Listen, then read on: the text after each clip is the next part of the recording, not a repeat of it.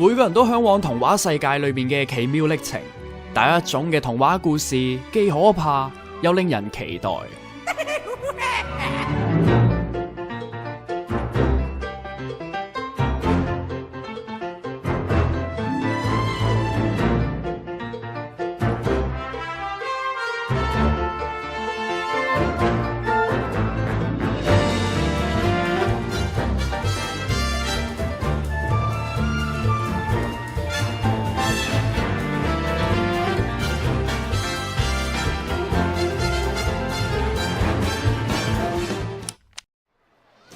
Hello， 大家好，我係 King 歡迎大家收睇緊《夢幻樂園經營計劃》第3集。上一集好多謝大家好多嘅留言同埋問題，我真係覺得好似大家係好認真咁去看待緊呢個嘅樂園計劃。我覺得就咁覆大家好似唔夠誠意，咁不如喺片入邊度解答各位部分嘅問題。有人問我依家呢個樂園係收緊幾多錢嘅入場門票？我依家嘅標準價格係呢個嘅32蚊，即係每個大人一入到嚟就係要俾32蚊。但係如果你帶埋小朋友嚟，就係變咗家庭套票。不過喺我玩咗咁耐，先發現原來呢款遊戲佢嗰個嘅家庭套票係淨係計嗰個小朋友嘅嗰個價錢嘅啫。大人帶埋佢小朋友入嚟都係要計翻佢大人嗰個錢，而小朋友就係計翻家庭套票嗰個錢。所以有陣時你會發覺有啲家長會帶埋啲小朋友入嚟去玩，有陣時見到個價格，嗰個家庭套票嗰個價錢如果 set 得太高嘅話呢，成個家庭可能係唔會入嚟，就會有呢個情況會出現咗。我都係咁啱上網查翻啲資料先知道原來係咁。第二條問題就係我究竟會唔會將呢一個嘅特快通道計劃放喺我呢個嘅樂園入邊？俾個例子就係，譬如我哋去開唔同嘅樂園，可能會有一個即係優越嘅計劃俾你哋，即係你可以加多300幾蚊，咁你就以後唔使再排隊去玩機動遊戲啦，你可以直情打尖入去玩機動遊戲。其實我唔係幾鼓勵呢一種嘅計劃放喺我呢個嘅夢幻經營樂園入邊，因為我本身係希望每個人一入到嚟俾同一樣嘅錢，大家嘅待遇都係要平等嘅，所以我唔希望呢一個嘅計劃係放喺呢個嘅夢幻樂園入邊。你可能會覺得好似好假咁樣，但係玩遊戲可能就係要有一種嘅即係挑戰性咯。我覺得係話晒都係夢幻樂園經營計劃啊嘛。第3條問題就係仲會唔會有其他地方可以拎嚟做主題放落去呢個樂園入邊？我覺得係可以嘅，例如有日本嘅神社，又或者係台灣嘅夜市。第4條問題就係公開我哋樂園嘅財政報告，同埋我係點樣去揾錢翻嚟嘅。我哋依家個樂園呢係有時賺有時蝕，好得意嘅呢個遊戲，因為佢嗰個嘅隨機性都比較高啊，所以嗰啲數據呢，有陣時你係唔可以話好作準，又或者係可以好鑽研到佢啲數字，因為成個遊戲都太過隨機化啦。你係每個月可能賺好多，又或者下一個月又蝕好多咁樣，但我又可以好準確咁去話俾你聽，我玩呢個嘅遊戲其實係蝕多過賺嘅。點解呢？因為我仲要前後都借咗起碼10幾次嘅錢，咁我去還利息都已經係還咗一個突出嚟啦。咁我依家先賺翻嚟，其實都係未必拉得翻勻嘅成個數目字。所以其實我玩呢一個嘅遊戲，可能會領略到一個新嘅道理，就係就算你一個嘅樂園係幾好玩都好，幾靚都好，我哋都係要定時定候去做廣告。吸引多啲新嘅遊客翻嚟去玩我哋嘅樂園，因為我慢慢去玩呢個嘅遊戲，發現呢個遊戲你只要去到即係你唔搞任何嘅廣告嘅時候，佢就會去到某一個數目字，即係譬如去到呢個樂園評分嘅總和去到785咁樣左右啦，佢就會喺785嗰個人口度可能 cut 咗你啦，就唔會再派啲人入嚟，唔會再派啲新嘅遊客入嚟去玩你嗰個樂園。呢樣其實係幾大件事嘅，因為如果我哋冇新嘅客源入嚟，我哋就唔會有第二步嘅收入。因為我哋第一步嘅收入呢，就係要靠賣門票，等嗰啲人入到嚟，然之後佢先可以進行呢個第二步，就係我哋嘅第二步收入來源。其實我哋淨係可以靠呢2步去幫我哋呢個樂園去做呢個收入嘅來源。你不停去見到有新嘅遊客入嚟入我呢個嘅樂園，呢個就係做完廣告之後嘅效果。如果我唔做嘅話，就我未必可能做到就係24小時全天候都可以有新嘅旅客入嚟我呢個嘅樂園去玩。最後一個問題其實都唔係問題嚟嘅，係一個好好嘅意見，就係其實我依家呢個嘅過山車係未夠好啊，真係。雖然我係已經係即係完善咗呢一個嘅過山車，但係佢淨係上完去之後落就冇啦。同埋我見到有一個留言係非常之好，就係原來我呢個嘅過山車呢，去到呢個位呢，就會突然之間撞一撞，即係冇緩衝勁啊！原來我呢個嘅過山車。所以當我真係有鬆動錢嘅時候，我一定係會幫呢一個過山車去再更加完善，同埋加多幾個圈俾佢哋去玩。唔係嘅話，真係有啲寡啊！呢個嘅魔鬼過山車。雖然我會繼續去幫依家現有嘅主題公園去進行完善嘅工作，但我都想每集可以 keep 住有新嘅主題公園去放落去呢個樂園入邊。而我哋今集會開放嘅新主題公園就係童話樂園。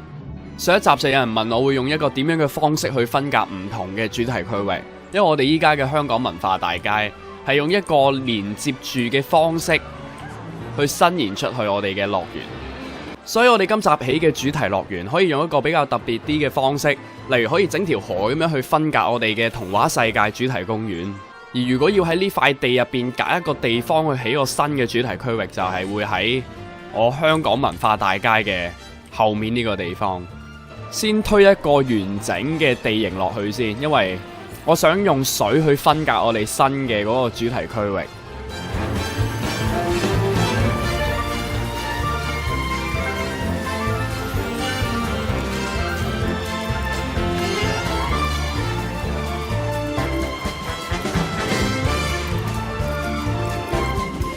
起好咗我哋要分隔新嘅主題區域嗰條坑出嚟之後呢，我哋就可以加水落去。我哋要嘅水係波浪形嘅水啊，唔係死水。然之後就可以填平呢一個嘅坑。我發現我依家每一集都係有一個新嘅賭注，就係我每借一個園區我都係要借一次錢。咁所以我哋今次都係要借錢啊，就係要借夠15000。再借多3000，總共係借呢個18000蚊，要還晒佢都起碼總共要用22個月。不過我相信我今次嘅投資項目係啱嘅。去開童話嘅主題區域，我哋平時都會入到去，會見到有一個童話嘅城堡凍咗喺度，所以我都要整翻一個喺度。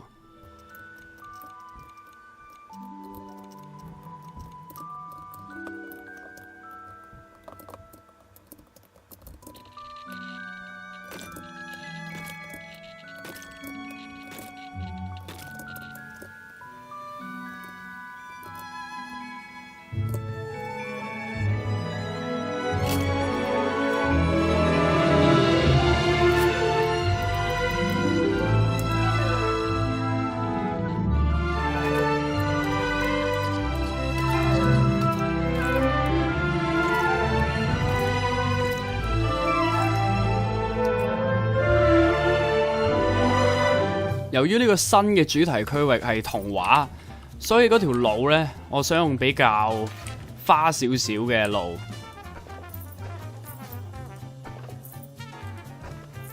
淨係得2條支柱，好似有啲怪，褪花入少少啲泥土。為咗起呢個樂園，我特登研究咗一個新嘅設施，就係叫做魔法時刻。咁我而家即刻揭曉呢個研究結果。就係呢個普通設施魔法飛象，呢樣嘢幾特別嘅，因為佢可以解鎖埋其他魔法同埋巫術嘅元素，可以俾我放落去呢個城堡入邊。因為我一向都覺得，即係一個童話故事入邊總係會充滿住好多巫婆啊，就係俾人詛咒嘅一啲嘢咁樣啊，同埋好重要嘅就係魔法元素。我成日都留意到好多嘅童話故事都有好多魔法元素喺入邊。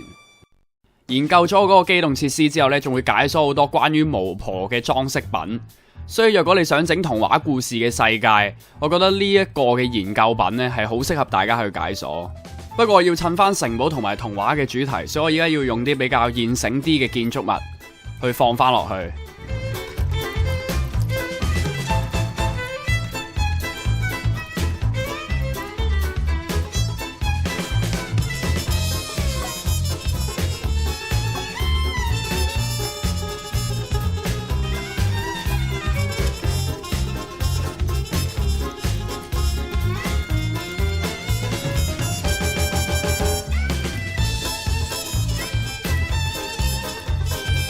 通常越賺錢嘅時間就係你新嘅機動設施開幕，所以我依家可以趁呢段時間賺多啲錢，幫我嗰個新嘅嗰個童話故事區域裝修多啲嘢落去。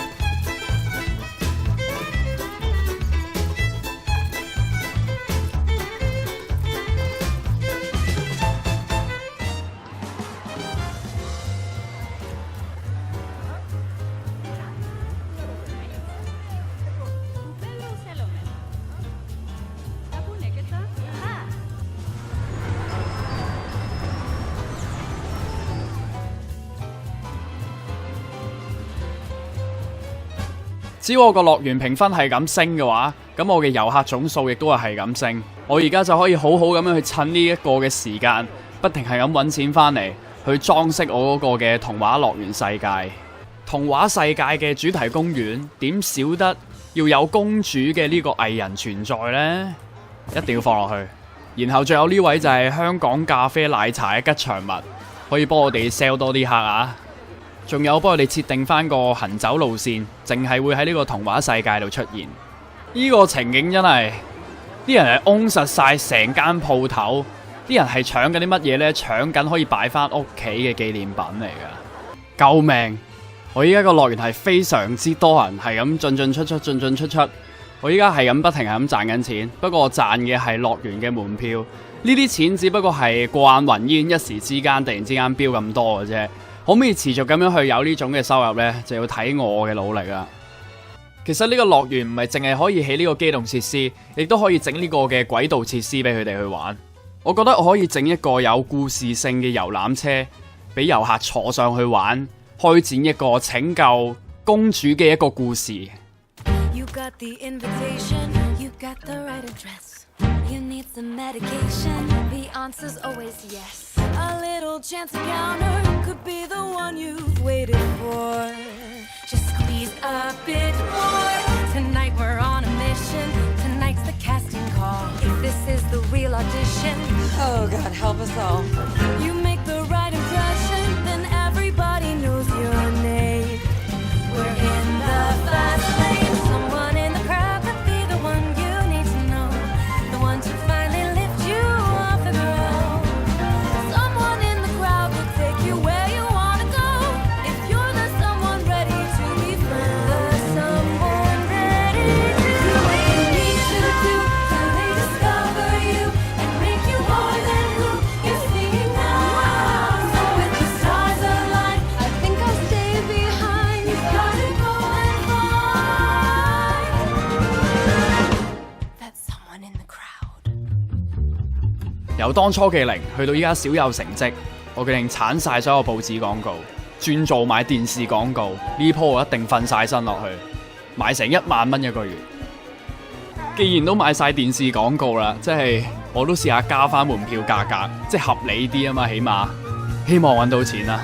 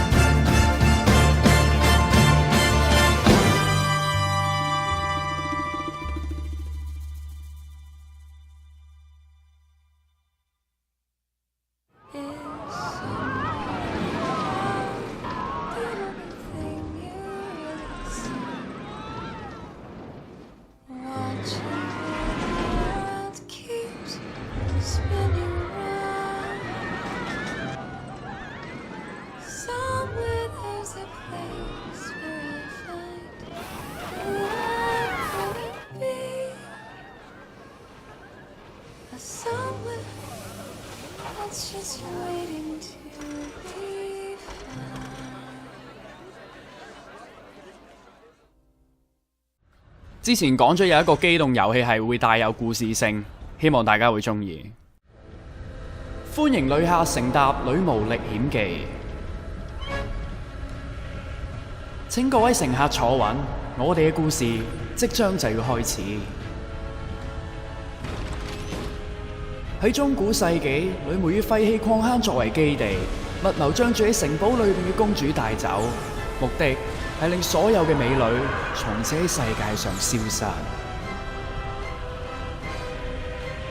不過喺呢個時候，終於都有人要拯救公主，而你就係城堡裏面嘅騎士，率領一眾士兵橫越大海。然後你終於都嚟到女巫嘅巢穴，仲同四方嘅女巫進行交戰。但係當你揾到公主嘅時候，發現公主已經俾女巫施下法術，變成石像。然後你決定無論如何都要將公主帶返城堡，相信終有一日，公主嘅詛咒會得到解除。你奮不顧身同女巫決一死戰，最後終於都將公主帶走咗。可惜嘅係一將功成萬骨枯，喺兵荒馬亂之際，成隊軍隊只有你能夠成功逃走。去到最後，成功將公主帶返城堡，相信終有一日，有情人會終成眷屬。而你可能都會問，點解騎士可以咁勇猛？